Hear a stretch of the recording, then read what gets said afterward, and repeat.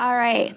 Hi, everyone. Thank you for coming to another Google Authors of Google event. I'm very excited to co-host this event with Jesse and the team and introduce all of you to our featured author, Carole Meyers. She's an award-winning travel writer and a native San Franciscan, like a lot of you here. Carole holds a BA degree in anthropology from San Francisco State University and an elementary teaching credential from Fresno State College. She's the author of 19 books. She is editor of 6 books and the mother of 2 children with whom she's been through the world wars and in the travel trenches firsthand, and you can read a little bit about that through her books. Her books include Weekend Adventures in San Francisco and Northern California, which we'll talk about today. She's also written Miles of Smiles, 101 Great Car, Games, and Activities. She is the editor of Dream Sleeps, Castles and Palaces Hotels of Europe, and she is a founding publisher of Carousel Press. An active freelancer, her articles have appeared in a variety of publications, including Parenting, Family Fun, Family Circle, Sunset, and numerous other magazines, as well as travel sections of many newspapers. She has written a column for several publications, including the San Jose Mercury News, Expedia.com, and she's been a featured guest on The Today Show, CNN, and Bay Area Backroads. A fun fact about Carole, I know how Googlers love fun facts, is that in a different career path, she was actually an extra on Mick Jagger's Vision of Paradise video, and you can ask her about that during Q&A. Ms. Meyers is a member of the Society of American Travel Writers and resides in Berkeley, California. So let's all welcome Carole Meyers to Google. Thank you.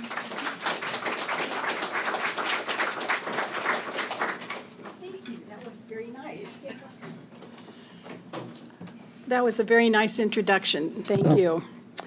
Okay, well, we're going to talk about Weekend Adventures today, and I'm going to give you just a little brief introduction to how the book is arranged. Can you hear me okay in the back there? Okay.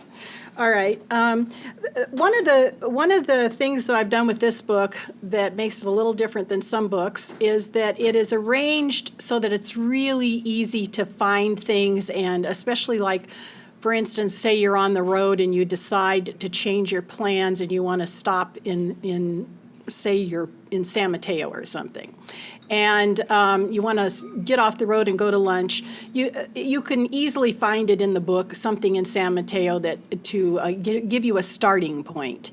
The book is arranged so that it fits in a glove compartment it's supposed to fit, and it is arranged so it's coast up, coast north, coast south, 101 north, 101 south, etc. Gold Rush Country, Lake Tahoe.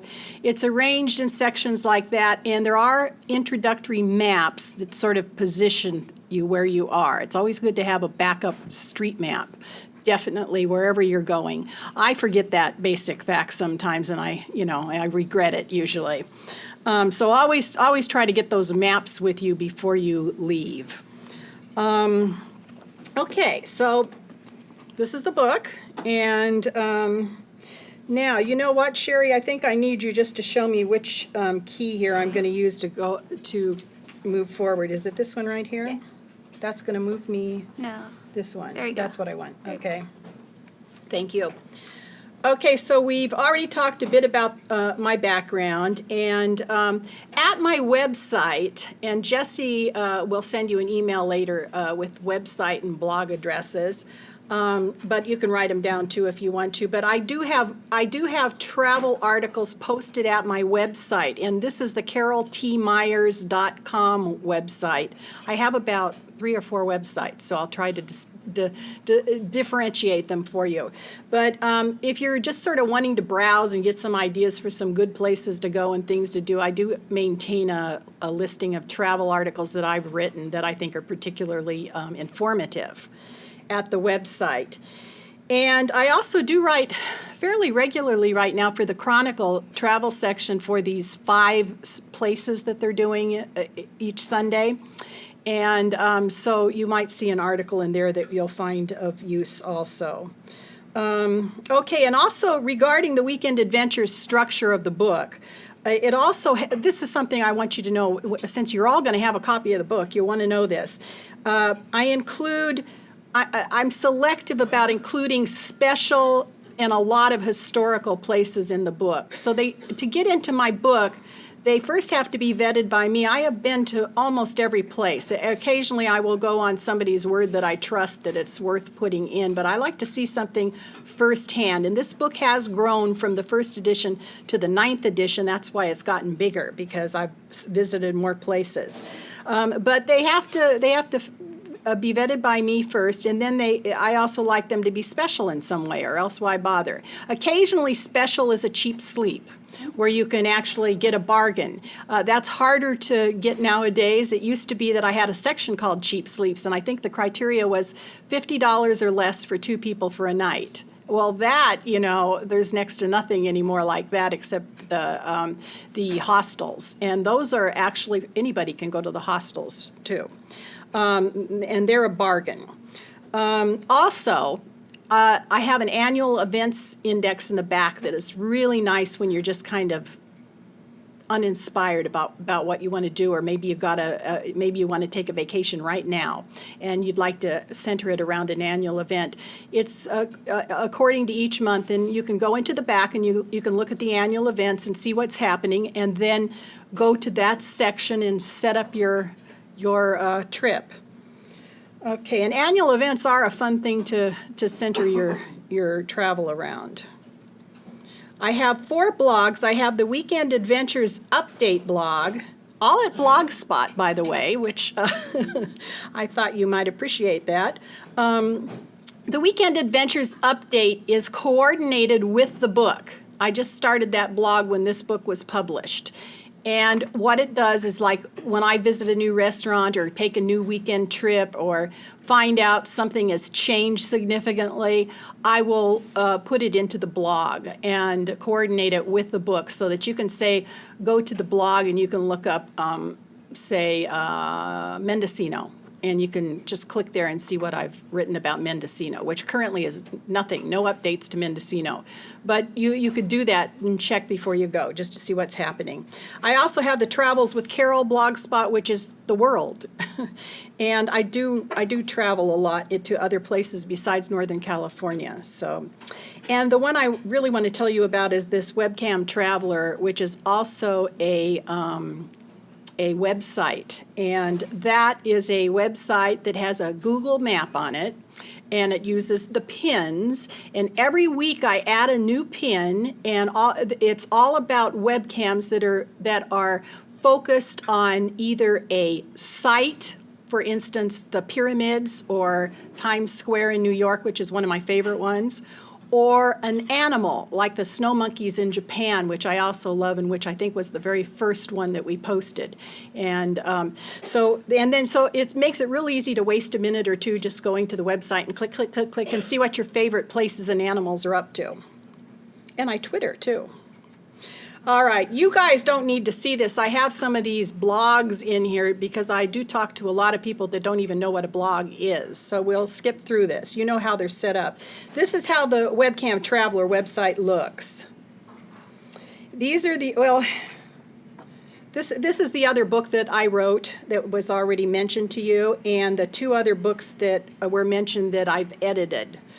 Camping Europe, I'm not sure if we mentioned that one, but that's about taking camping trips in Europe. It's a great book written by another person who lives in Half Moon Bay, who just does a great job on finding every little itty-bitty bit of information you would want to camp your way through Europe.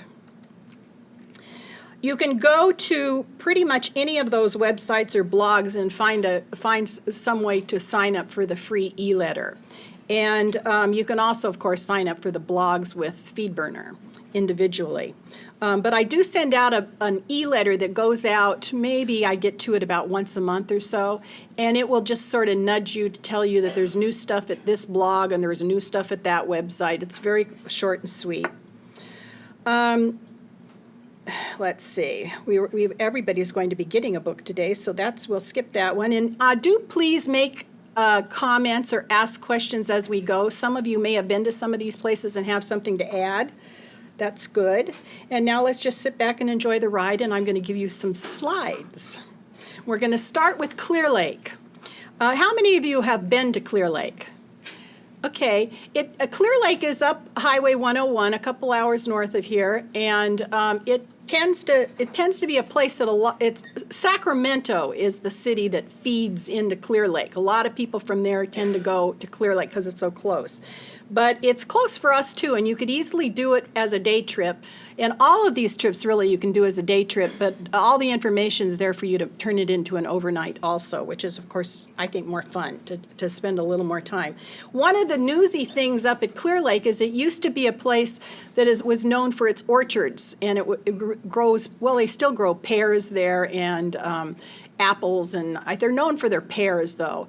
And but they're slowly taking those out and replacing them with grapes.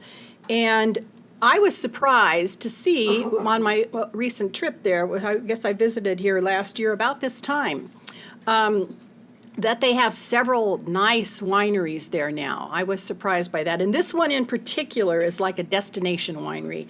And you can see that beautiful lavender.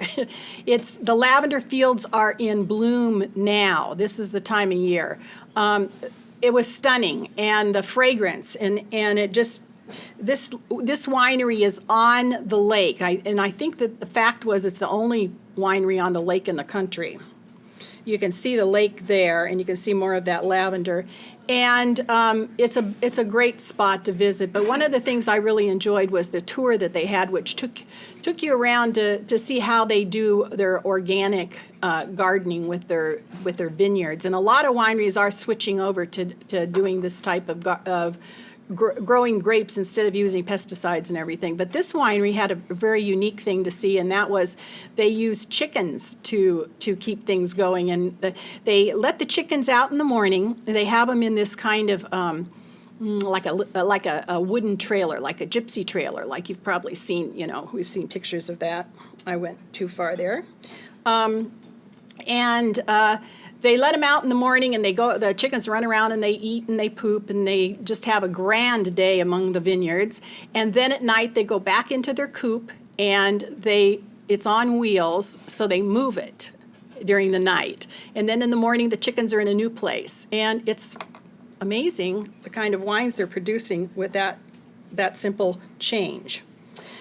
When you go to a lot of these wineries now, they have some really great tours. This is another change that I've noticed in the last 4 or 5 years. The wineries have always had tours, and a long time ago they used to be basically free. Any winery you went to, it would be free. And then some of them started charging a bit for it, sort of like the tasting. And now there's this other class of tours that are developing in a lot of the wineries, and they're special occasion kind of tours. Like you can go and they cost quite a bit. They can be $50 and more sometimes, but they often will include perhaps conversation with a winemaker, perhaps lunch will be included, or perhaps who knows what. There's all kinds of angles on it. This winery, the Langtree Estate, is, I think, in Middletown is the place it's located, which is the south end of the lake. And you can actually continue on that route to Calistoga. And we did this last year. We turned that Clear Lake visit into finishing up in Calistoga and coming home. It was quite a nice little road trip. But the Langtree Estate has that kind of tour where they take you up into a specific vineyard, and they pour wine for you, and they include lunch. And what was unique here is that the wine that this gentleman is pouring is made from the grapes that are in that very vineyard that you're sitting in having your lunch, which is just kind of nice. It makes everything taste better, and it's a fun thing. And this particular winery owns all the property around it, so as far as you can see. And where they do this picnic is up on a hill there where you can really see a beautiful view. So that's an example of one of the tours. And of course, you can go to these wineries without taking the tour and just do tasting. And some of the wineries will, some of them that actually charge to taste. There are a few wineries nowadays that don't charge. I hope that stays that way for a while. But before you leave on a trip where you know you're going to go wine tasting, check out the website of the winery, and a lot of times you'll find a coupon there for a free tasting or a 2-for-1 or something. So it's a good thing to check out and take advantage of. Also up at Clear Lake, an annual event that they have, and I believe this one happens in the spring, it's the Heron Festival, and a lot of unusual birds are seen there at that time. And one of the nice things about going to an annual event is that they will often have special things that you can do during that event that you can't do at any other time. And that's like at Clear Lake, you're taking these pontoon boat tours. That's unique and very popular, and it sells out fast. So if there's something like this that interests you, you want to get on it and make sure you get those tickets ahead of time and plan. Also, this particular event has a wildflower brunch, which is a fundraiser and also very popular. Clear Lake State Park, also up there. Now, the state parks, let's hope they stay open. But usually you just have to pay to park. And sometimes you can get away with not even paying to park. You can park your car outside the premises and walk in, and usually there's no fee then. But sometimes definitely the convenience is worth it. And the state parks, I mean, almost all of them are worth taking a visit to. This one is just really beautiful and right on the lake. Also, this is something new up at Clear Lake. Clear Lake has been, it's kind of a step into the past. It hasn't quite caught up with what's going on in the rest of the, well, not in the rest of the world, but let's say in San Francisco. It isn't into full-scale fancy hotels and expensive everything, which a lot of the tourism areas are moving that direction. There is no Ritz-Carlton here, and somebody said to me, I think it was on this trip, that they hope that they were long gone by the time Ritz-Carlton decides to move in here. So what you do find is a lot of motels that date from the 30s and 40s and way back, a lot of little log cabin type things, some of them very comfortable and pleasant, and some of them, really falling down. And some of those places you can just sort of waltz in at the last minute and get yourself a room. This usually there's room in Clear Lake. There's also several casinos up there now. But the Tallman Hotel, which is up at the North Lake, somebody just loved that hotel and renovated it. And it's a beautiful old hotel that I believe dates from the 1840s. I think it was around during the gold rush. And high ceilings, beautiful structure to it, and I think they have about maybe 8 rooms in the main hotel, and they're all beautifully updated. And one of the things I loved best about this place was they have antique plumbing, and that works. But what's great is it's beautiful antique plumbing. It's the kind, with tubes that go here and there and all kinds. I mean, it's a piece of art. And the town has a store there where you can actually purchase the antique plumbing. I guess they have a specialty shop. So if you're remodeling, it's something you might want to check out. And they also have brought in a San Francisco decorator and spiffed it up. It's beautiful, the colors of the fabrics and just the way it's done. And I was thinking to myself at first when I saw that, I thought, well, now, did they need to bring in a San Francisco decorator? But then I was thinking, well, I bet in the old days, in the gold rush days, that's what they did. They probably brought in a San Francisco decorator to make this an attractive place to people in those days too.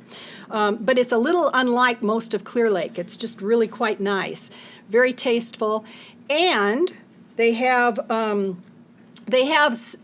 any of the fabrics or the paint colors or things like that you fall in love with. You can actually find out what they are at the desk. They maintain a book that tells you this. And I liked the color of those chairs, so I was able to get that paint color. And that's wonderful. Any of you that are working on your houses or apartments, you know that that can be a real godsend to be able to get the exact color you want. They also have next door a saloon that's part of the property. This is a fabulous place to have a dinner outdoors or a lunch outdoors in the summer. It's just absolutely beautiful. There's no people in this shop, but you can see how pretty the colors are and everything. It's well prized. A lot of people, local people, go there to celebrate special occasions.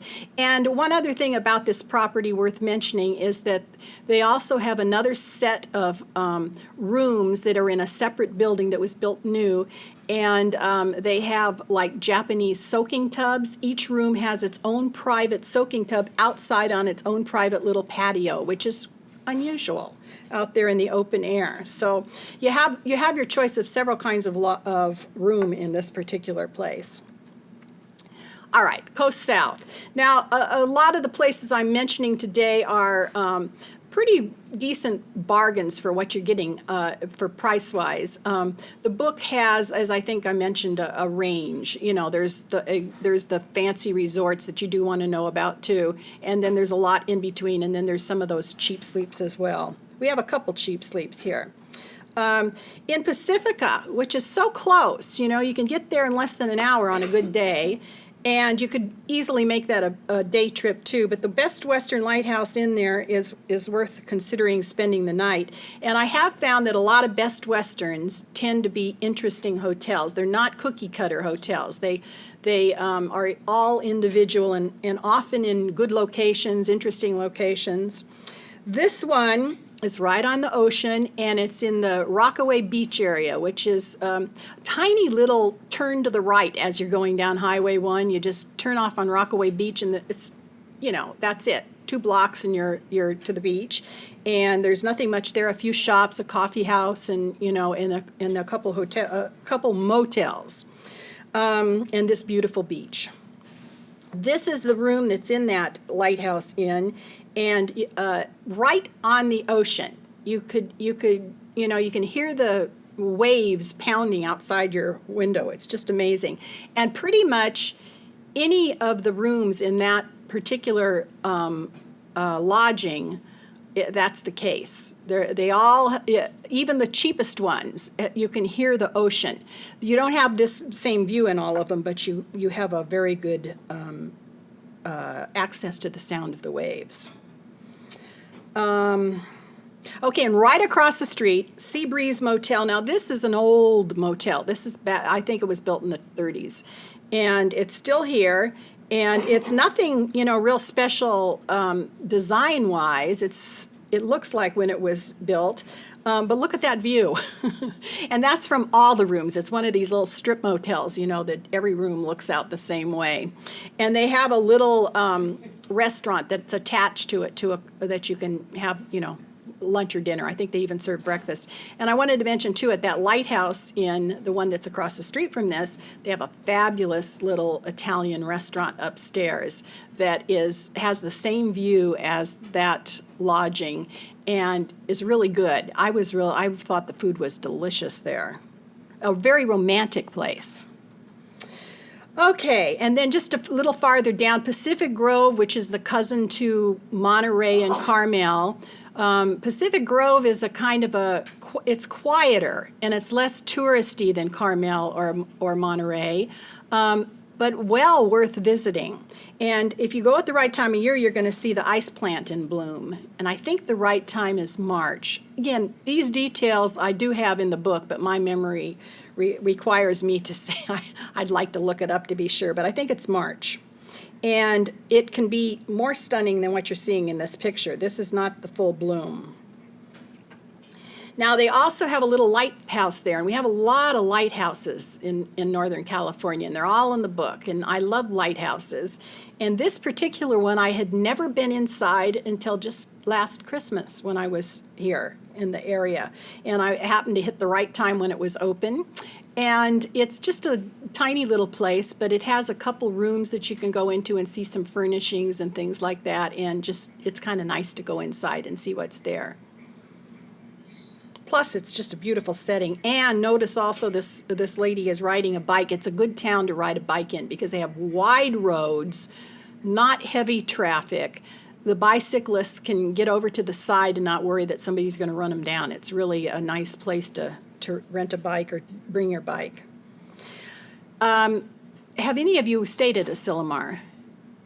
It's a very popular place with retreats and that kind of thing. A lot of family reunions go on there. It's rented by groups a lot. But it's a state park now, the area around it. Maybe the whole thing is a state park. I'm not positive about that. But when they don't rent, or when they don't have all the rooms full with a meeting or whatever, about a month out, they will start renting the rooms to the general public. So you can, if you're interested, I think they have about 12 different buildings, maybe more. And several of them were designed by Julia Morgan, who used to go, she used to go to camp here way back. And so it's quite an array of buildings. Some of them have beautiful views. A lot of them don't have views, but they have some other aesthetic nicety. I think this was a Julia Morgan. Anyway, you can reserve a lodging there, and then they also have a dining room. And the dining room is like a cafeteria style. So they have a set menu every day with a few choices on main entrees. I think they accommodate vegetarians, and they have something else just in case, something doesn't work for somebody. But you can call and find out what the menu is that day. And anybody, whether you're staying there or not, you can go there for a meal. And they're very well priced. And the reason you might want to do that is because the dining room has a gorgeous view of the dunes. It's set in the dunes and the beach beyond. And it's kind of nice to go there and maybe have breakfast and then set out for the day and take a walk around there. And you can take a walk with a ranger. They have ranger-led tours. And this ranger was particularly jolly and nice. And you get to, you'll get to see a lot of the buildings that way, so it's a good idea.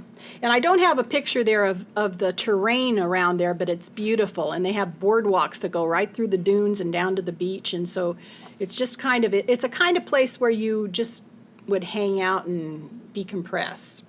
And then if you go into town, they have quite a few nice little restaurants. It's not a real fancy town, as I mentioned, but this is my favorite one. It's just a little cafe, and has good food, and it's cute, and they have a nice little garden shop down underneath the main part of that house. Also, this town is known for its monarch butterflies. You've probably heard about that. And they have an annual parade every day. I think this one is in October. And the little kids in the town will dress up like butterflies and march down the street. And the word is that it's never been rained on, which is kind of hard to believe, but they maintain that that's the truth, and I have to take them at their word for it. They say it's never been rained on. And you can see the butterflies. They have a specific grove that the butterflies like to come back to. And so you'll see a lot of them at the right time of year there. But even at the wrong time of year, usually there's a few stragglers around. And in Pacific Grove, it is a crime to molest a butterfly. You do not want to bother those butterflies. You don't want to try to get one on your finger, or, you just leave them alone. I think it's $500 now. It might be more. They want those butterflies left alone, and so I've never seen anybody get arrested, but, other people will tell people, and then they leave them alone. Okay. Coast North. Of course, the coast north, there's just endless places to go, wonderful things to do all along the coast. But this is one that I really enjoyed a few years ago. I visited this one in Mill Valley. It's actually on the coast part of Mill Valley, the Mountain Home Inn. A lot of people wind up here before or after a hike because they have a trailhead across the street from this place that a lot of people take advantage of. Trailheads, I should say. And this is a shot of breakfast on their deck, which is included with the stay there. But you can also anybody can dine at this hotel as well, whether you're staying there or not. And it's beautifully set so that there's trees, just everywhere off of your room deck. To beautiful view. And the Matt Davis Trail, there is a place. It's not. I don't think it's a trailhead. I think that trail starts down below somewhere. But you can catch the trail there and go on up to the West Point Inn. And the West Point Inn is. Was built a long time ago. It's sort of like a lodge that you would find in a national park or something. I mean, a smaller than what we would see, say, at Yosemite or something. But that type of thing, an old structure, and you can spend the night there. But to spend the night there, it's complicated. You need to check ahead and make sure that they are actually taking people that night. I don't know if they take reservations. They might. It's inexpensive, but you have to bring your own sleeping bag and, all your everything. And I think even your own food, but I think they have a place that you can cook it. So this is something to look into if you like to do that type of thing. It's a very nice spot to consider. I had thought that we would be able to get like a snack when we got up to the West Point Inn because I had never been before. This was my first visit. And so I was expecting, some refreshment, and we got there and it was closed. and I found out that even on a good day, you'd be lucky to get a glass of lemonade. They don't really. It's not really a restaurant or anything. It's just kind of they do a little thing. I think it's to benefit charity as far as the drinks and snacks. So check ahead of time if you go there and don't have that happen to you. Also, of course, you're close to Muir Woods, and any of you that have not been to Muir Woods, you want to visit that at some point. It's a great place to take out-of-town visitors who, especially if they've never seen a redwood tree, because there's lots of redwood trees there. They're not as big as what you see up in Eureka, but they're grand, and out-of-towners are impressed. So keep that in mind next time you're in that situation. Wonderful place to go. Also, keep in mind, I'm almost positive they don't allow picnicking. I think they have a little cafe that you can get a little snack, and at least they did last time I checked. And so bear that in mind. Also in this area, and we've just missed it, but have any of you been to the Audubon Canyon Ranch? You know what I'm talking about? It's from mid-March to mid-July. The egrets and the herons, they come here and they nest, and they lay their eggs. The babies start hatching. It is a rookery, and until you go there and actually see it, you won't quite know what a rookery can be like. But it's noisy, and there's feathers all over the place, and it's just amazing to see, especially when those eggs are hatching, when the babies are there. And they have it's designed, it's near Stinson Beach. It's designed so that you take a little hike, more like a stroll, but a little bit of a hike, up above where the trees are so that you're almost at eye level with the nests. And you can look out and just observe all the activity and noise. It's fabulous. And this is a place you can bring a picnic along. And they also have there, down below, a bird hide, which is a structure that you can go into, and the birds can't tell you're there. You're very quiet, but the way they've designed the building, the birds really don't know you're there, and they can't see you. And so you really get to observe a lot of interesting birds outside. And they have a little museum in their barn there too. But keep that in mind. I'm pretty sure it's closed. I don't think you can go this weekend, but you might be able to check on the internet and see if they're open. And put it on your calendar for next year. Well worth it. Wonderful drive just to go out to Stinson Beach in that area and do this and have dinner somewhere and come home. Great. And Osmosis, which is nearby in Freestone, the town of Freestone. This is a unique place. They do this cedar bath, and I put down what's in it because it's kind of interesting. It's an enzyme bath. It's a Japanese style bath. There's nowhere else in the U.S. that has this, and it's sort of like a dry mud bath is how I describe it. If you've had a mud bath, that's with all this fiber and stuff, but it's wet and it gets very hot. This is dry and it gets very hot. And the way it works is they dig out a spot in the cedar fiber there, and you get in and they cover you up, and these plant enzymes are decomposing. and they produce heat when they're doing this. And it's just an amazing thing. In about 20 minutes, you want out of there. And they have an attendant that will bring a nice cold, wet washcloth and put it on your forehead for you. It feels really good. And bring you something to sip. And you stay in as long as you can stand it, and then you get out. And then you get washed off. And if you're smart, you will have made a reservation for a massage, and you can have that out in one of their pavilions that they have that are open air. They basically are kind of like a little playhouse is what they look like, and the windows open to the air. And when I did this, something fell on the tin roof and just about jumped out of my skin. It was so loud, and all it was some little twig off the tree or something. But a very interesting, wonderful massage that they do there too. Real unique. And Freestone also is known, it's a little teeny tiny town. It's known for a very good bakery, and I think I've heard that they have a winery there now that I'd like to check out. So, but that's about it. I don't think they even have any place to stay, but I'm going to find out. Also in this area, if you like oysters, the Hog Island Oyster Company is pretty famous, and you can waltz in there and just rent a bucket and get a bunch of oysters there, and they will give you the knife and everything that you need to open them up, and have a picnic on the spot. And if you bring your other things along with you, you can have a very expansive picnic.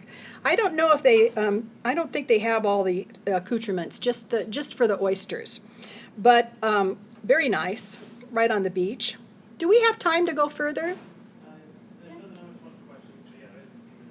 Okay, would you let me know when you want me to stop? Maybe we can at least finish Crescent City.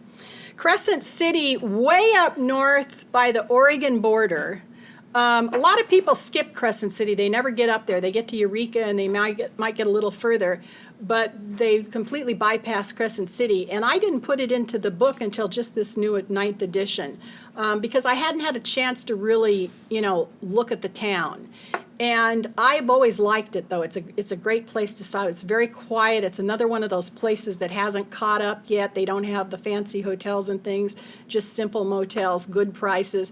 And it's on the way to Oregon. You can stop there for the night and then keep on going on up into Oregon on the Oregon coast, which is also beautiful. Or you can turn around and come back. But it's just a great little city and nice to know about. And they have some unique things there. They have this lighthouse, the Battery Point Lighthouse, which is another cute little lighthouse, and you can only visit it when the tide's out. When the tide's in, it becomes an island, and you can't go out there. And so they have tours, and I believe everything's free in this. They have tours on specific dates when the tide's going to be out. And what you do is you park your car in a lot that they've got, and then you walk across. It's almost like going to visit a castle. And when we went, we saw poor little stranded starfish and things like that. They were waiting for that tide to come back in. And you can go up there, and if you bring along a picnic, this is another place you can picnic. And they have a light keeper who actually lives in this lighthouse, and that's a group of kids from a school that were visiting the same day. And I thought, when we were there and they came along, I thought this is going to be difficult. Turns out those kids added so much fun to the experience because they got so excited. They were so excited about being there. So I wound up having more fun because they were there. But somehow we all squeezed in there, and we went up to the top too. That was interesting, on a ladder.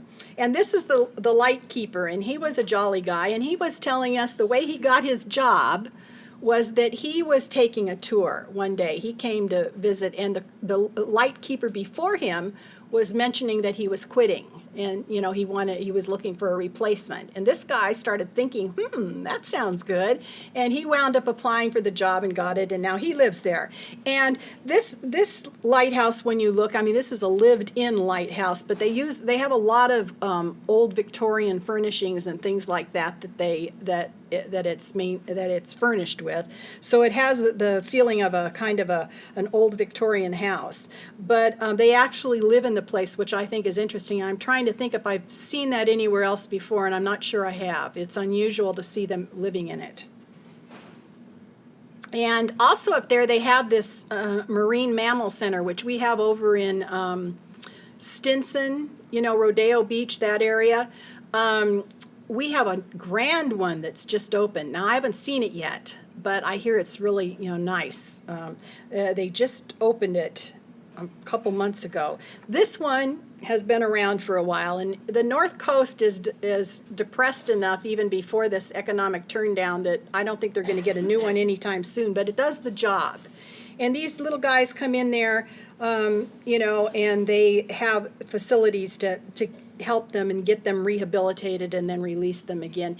You as a visitor are able to go in and actually see them during the visiting hours. They have specific hours that they're open, but if you're there when they're not open, you can see that these kind of fences that they have, you can see through the fences, so you can actually see and hear the animals when nobody's there, when you can't get in. So it's a pleasant place to go visit. Although I felt sorry for these guys, that they're stuck there and were injured or whatever, but they're helping them. Also up in that area, you've got the Redwood National Park, which just goes all the way, south of Eureka, north of Eureka, up to Crescent City. It's just a big stretched out park, and there's all kinds of sections to it.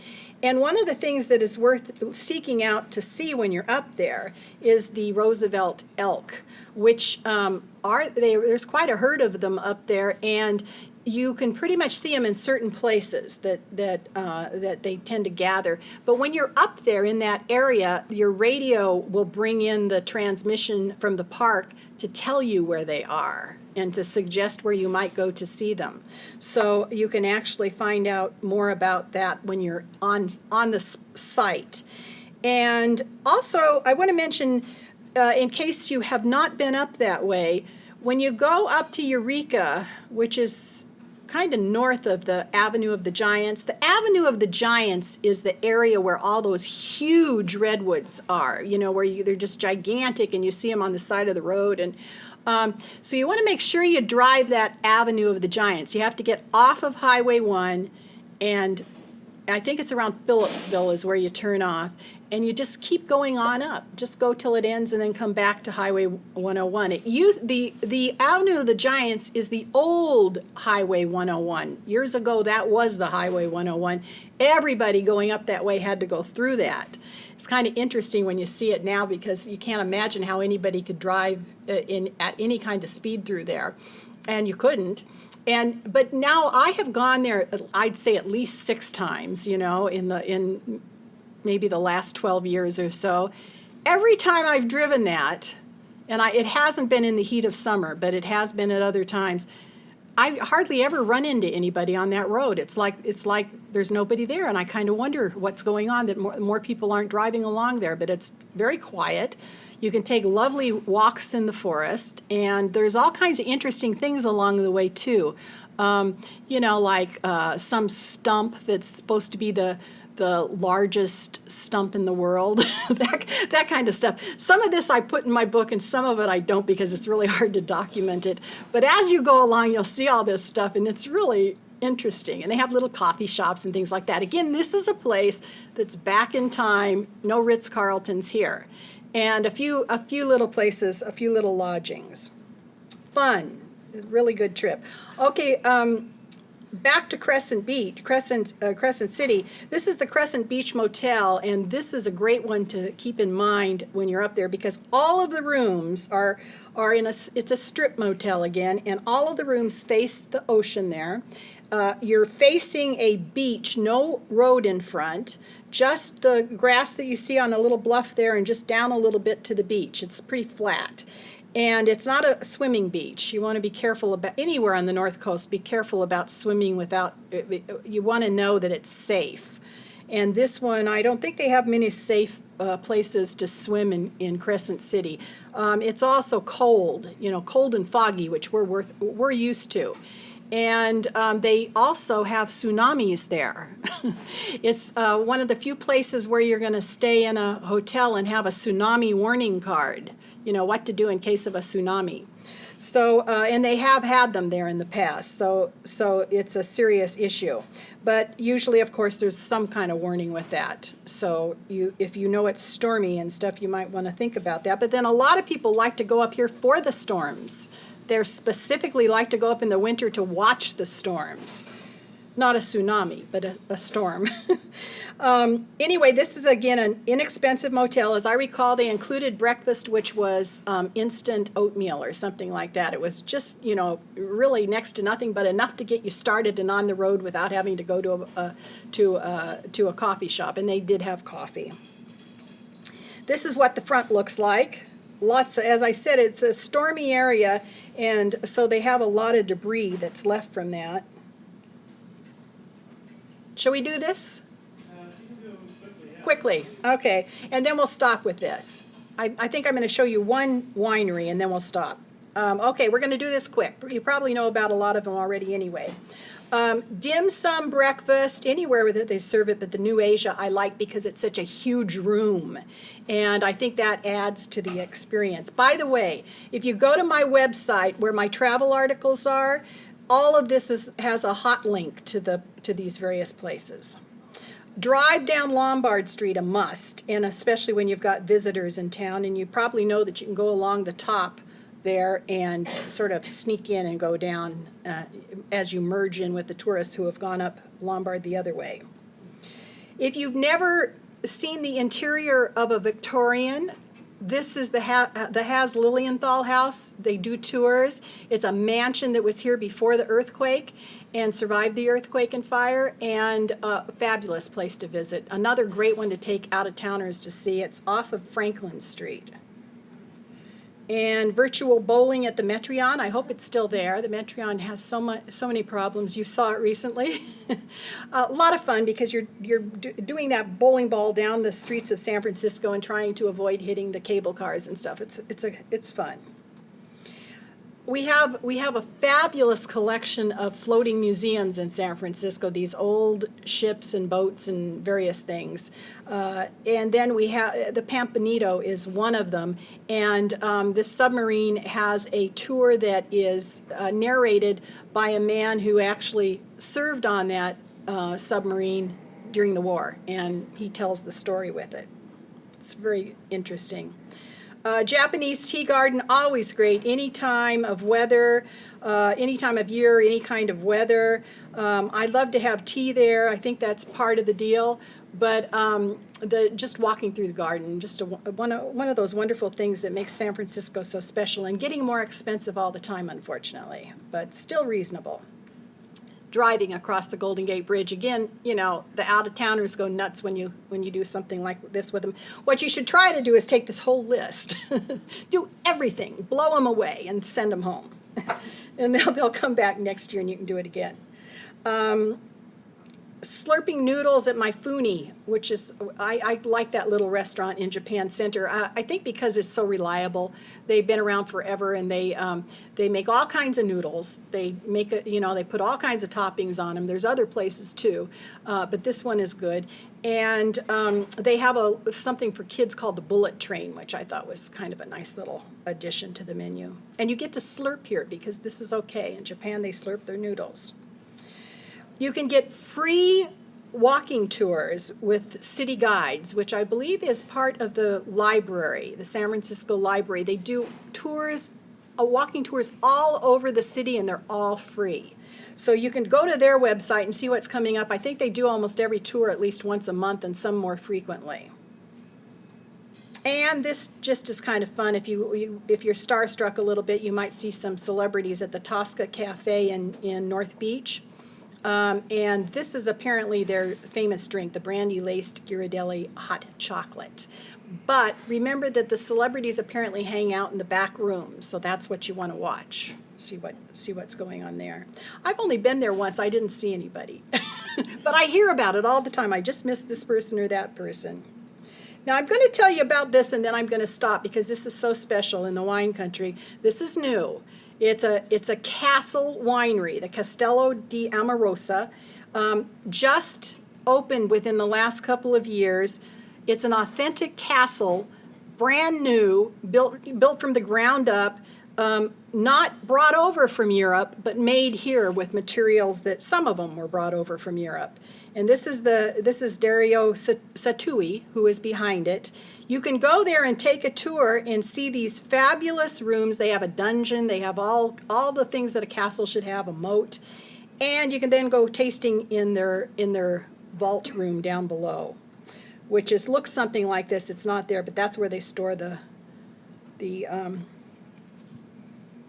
wines. Okay, there's a sample of a pass that you can get at a website. Now, I'm not sure how to go back to my first slide, so I'll stop there.